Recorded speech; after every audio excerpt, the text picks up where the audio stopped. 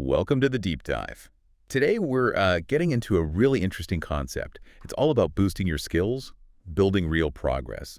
We're looking at something called the 10-minute rule for English fluency, based on our source material today. Mhm. And our mission really is to figure out not just what this rule is, but how it actually uses some simple psychology, Yeah. how it helps you sidestep those common learning roadblocks and, well, actually get fluent. And what's really fascinating, I think, is how the source just zeroes in on that huge challenge we all face, right? Procrastination. Totally. It gives you this practical, almost like deceptively simple way to practice consistently, which is crucial when you're aiming for something big like fluency. Okay, so let's unpack that a bit. The 10-minute rule.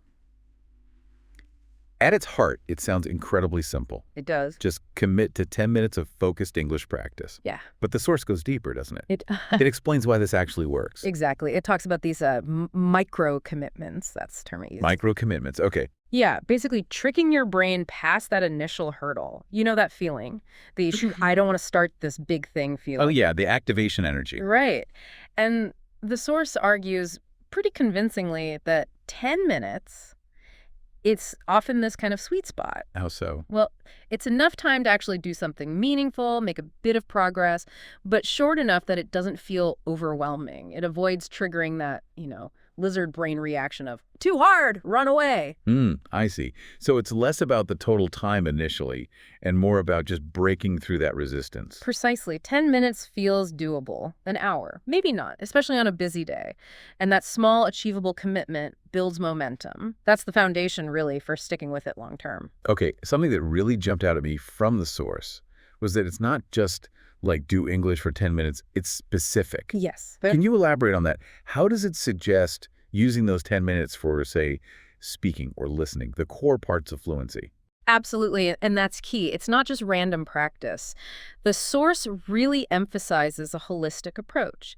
It details how you should intentionally spread those 10 minutes. Spread them out. Yeah, across speaking, listening, vocabulary, maybe pronunciation. So for instance, it might suggest something like, okay, 3 minutes on pronunciation drills, really focused. Right. Then maybe 4 minutes actively listening, like properly listen to a short news clip, don't just have it on. By active listening. And then wrap up with 3 minutes reviewing some vocabulary, maybe flashcards, maybe a quick mind map. The point is, it's structured. So it's about designing these little micro sessions that cover all the bases. Exactly. It makes those 10 minutes count. It's focused work within that limited time. But, some people might hear this and think, 10 minutes?